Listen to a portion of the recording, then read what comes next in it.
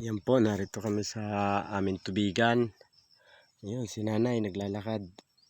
Ayun, si tatay nagsasaboy ng abono. Ako'y katatapos ko lang mag-spray ng pamatay insekto. Ito po, yan.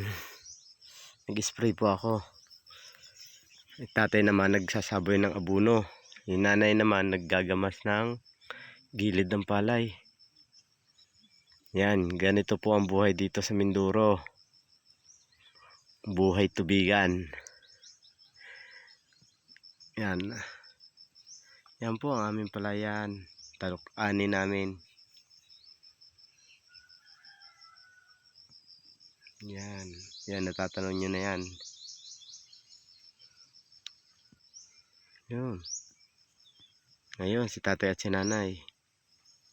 Kahit may edad na, nagtatrabaho pa. Para may makain lang sa pang-araw-araw. Kailangan sumabak sa buhay. Kahit matanda na, naghanap buhay pa rin sa palayan. Yun lang po guys. Salamat.